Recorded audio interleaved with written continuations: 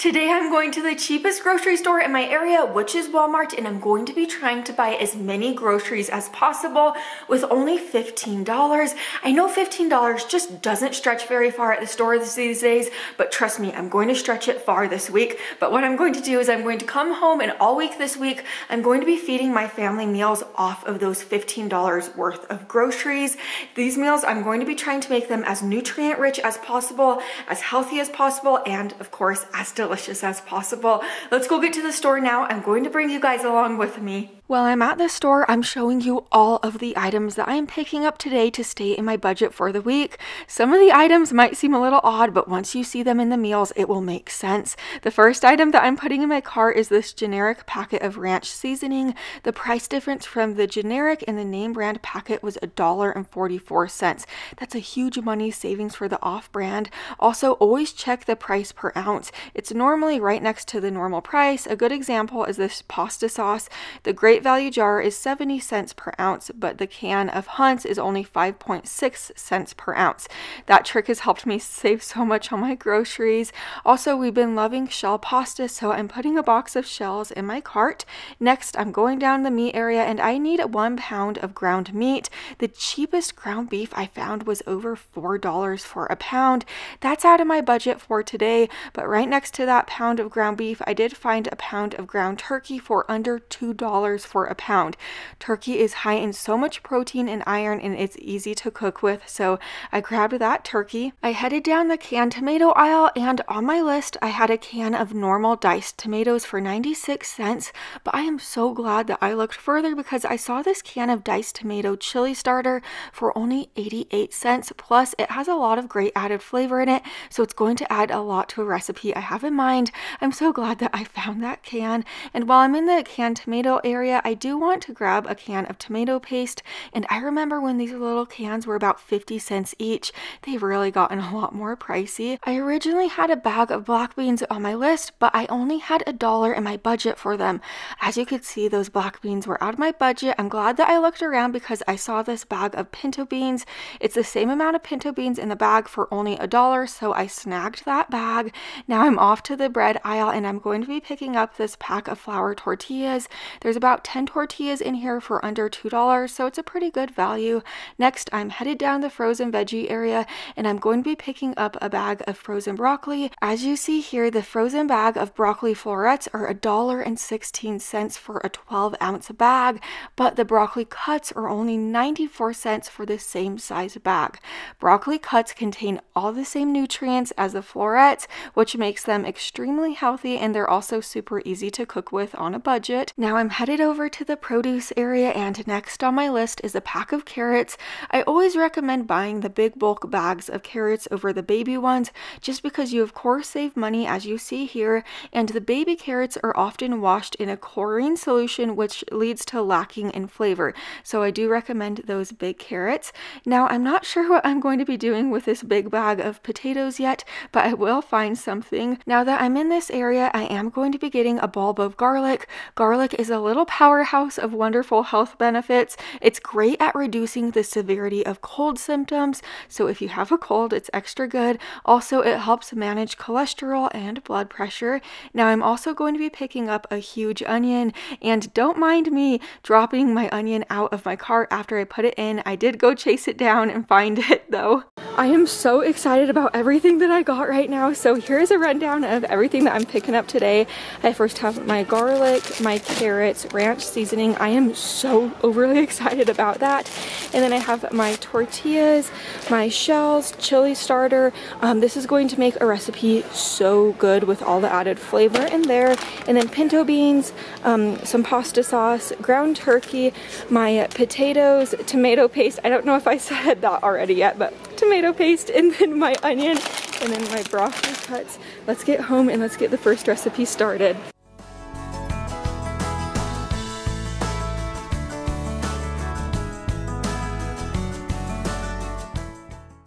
Now that I'm back at my house, the first thing that I'm getting started on for this week is preparing my pinto beans.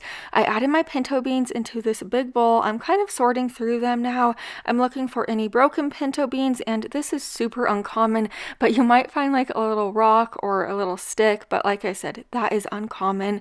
Add your pinto beans into a strainer now, and you're going to want to rinse them. You want your pinto beans to be super duper clean, and then this next step is optional, but I am going to let my pinto beans sit in warm water for about an hour. This will help with digestion, but if you don't have time for that, you certainly don't have to do that. But I'm just adding my beans back into the bowl, and then I'm just going to put some water in there and let them soak for an hour. After an hour, I'm going to remove the water from the bowl, then add the pinto beans into a large pot on the stove. Next, add in about 8 cups of water, and I do want to let you know, for this week, I'm using all the groceries that I got from the store, but I am using a couple pantry staples such as seasonings and oils, but that is all that I am using. So for the seasonings for my pinto beans, I'm adding in about a half a teaspoon of dried oregano, 2 teaspoons of salt, a half a teaspoon of cayenne pepper, that will add a little bit of spice, then 1 teaspoon of cumin, a teaspoon of paprika, and a teaspoon of chili powder. Give this a stir and let this simmer on your stove covered for about 4 hours or until your beans are buttery soft and tender. 1 pound of dry beans makes about 7 cups of cooked beans. So a pound of dry beans makes so many beans, and then you could store your beans in a Tupperware container and keep them in your fridge. It's been pretty chilly here in Utah recently, so now for the first dinner, we are making this homemade chili. To this large pot on my stove, I'm adding in a half a pound of our ground turkey. I'll save the other half a pound of ground turkey for another recipe. Next, I'm adding in a very small amount of our onion that I diced. I'm going to break that turkey up now, and I'm going to cook it through. Once you do have your ground turkey cooked through, you're going to want to add in your garlic. So I'm just going to be using about 3 cloves of our garlic that we got from the store. Just add it in. I'm mincing it in with my little garlic mincer, and then after you add that garlic in, give it a really super duper good stir until it's fragrant. It will only take about 5 seconds or so. Then add in 3 cups of the cooked pinto beans that we cooked up earlier. Next, add in 2 cups of water along with a can of chili starter. Then you're going to add in 1 can of tomato paste, and this is my favorite trick with tomato paste. Open up the top of the can of tomato paste and then kind of undo the bottom part of the tomato paste, the bottom part of the can, and then kind of just push it out like that. Then you get all of the tomato paste out and you don't have to just struggle with the can. For the seasonings, I'm adding in a teaspoon and a half of salt, teaspoon and a half of pepper, 1 teaspoon of cumin, a teaspoon and a half of chili powder, and then a half a teaspoon of oregano. This chili is so flavorsome. It does not taste like you're trying to be on a budget at all. Give this a super duper good stir, and then you are going to let this simmer covered for about 25 minutes so all of those flavors can merge together.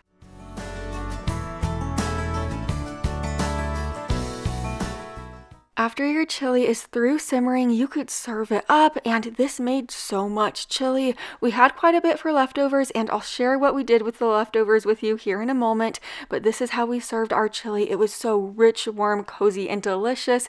You could top yours with sour cream, cheese, or anything that you have on hand. We just topped ours with nothing. It was just so good plain.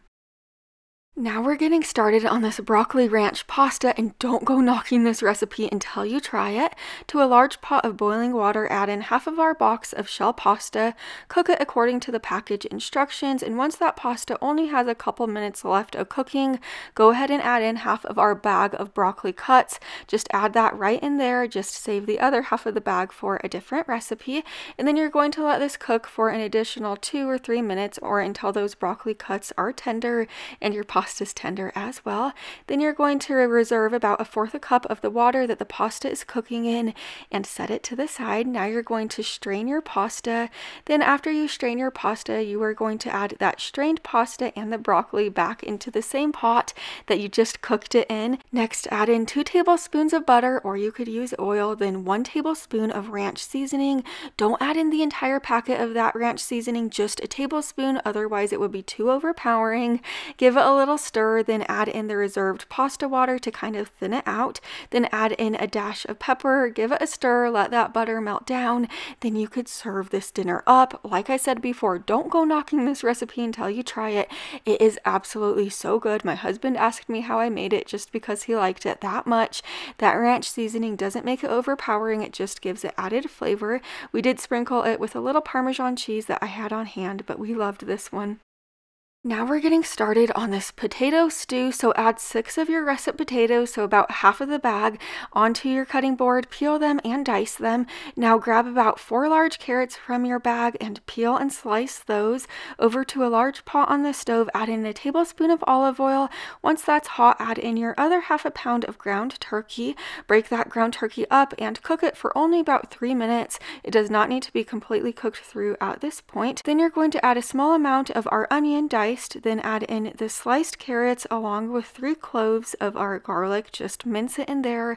Let this cook together for about 5 minutes.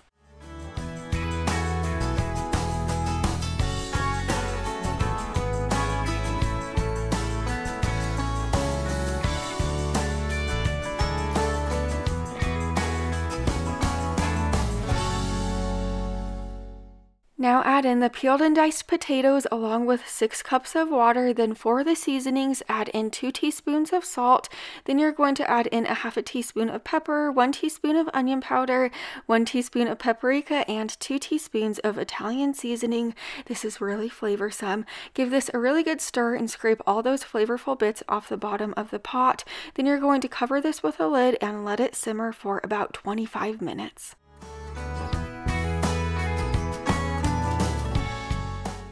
Here's what your potato stew will be looking like once it's through simmering. Your house will be smelling oh so wonderful. This potato stew is full of so many different nutrients. That turkey adds so much protein. The carrots, the onion, and the garlic just add a powerhouse of different nutrients all together. This is a wonderful stew to make, especially right now. Now we are making these loaded baked potatoes, so grab a 9x13 baking dish, or you could use any large baking dish. Spray your baking dish with nonstick spray. Then you're going to add your remaining baked potatoes. So add about 6 baked potatoes if you have 6 left. Add more or less if you would like. Wash your baked potatoes and make sure you poke holes all over them. Then you're going to drizzle about a tablespoon of olive oil over the top. And this is my family's trick of making like delicious baked potatoes. Sprinkle them with a little bit of garlic salt, or you could use garlic powder and regular salt. That makes the skin oh so delicious. Bake it in a preheated oven to 400 degrees for about 80 minutes.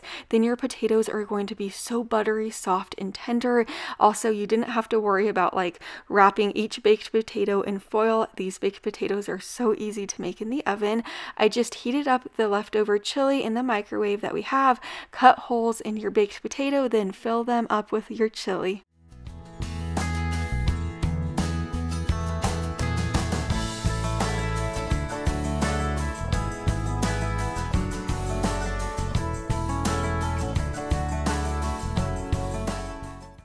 These chili baked potatoes are so affordable. These baked potatoes are also a great way to use up any chili that you have on hand. We also had a little bit of cheese on hand that I shredded up and we sprinkled it over the top of the baked potatoes, but these are so good. You could top it with some sour cream, top it with onions, top it with anything that you like, or you could eat it plain. They're so delicious. Now we are making my husband's favorite bean burritos, so to a pot on the stove, add in a tablespoon of olive oil, then add in a small amount of our onion that we have, just dice it up, then add in 3 cloves of garlic, just mince that garlic right in there. Then you're going to let this cook for about 3 minutes. This is going to make the onion and garlic extra flavorful. After the cooking time is up, you're going to add in your seasonings, so add in a half a teaspoon of salt, half a teaspoon of pepper, then a half a teaspoon of chili powder, cumin, and oregano. Give this a little stir, let the seasonings cook in with the onion and the garlic and oil for about a minute. After the cooking time is up, you're going to add in the remaining pinto beans that we had left from cooking them earlier in the week. So just add the beans right in there. They're cold from being in the fridge, so just let them simmer on your stove for about 10 minutes. I'm also mashing them a little bit, just like this, but here's what they look like after they are through simmering.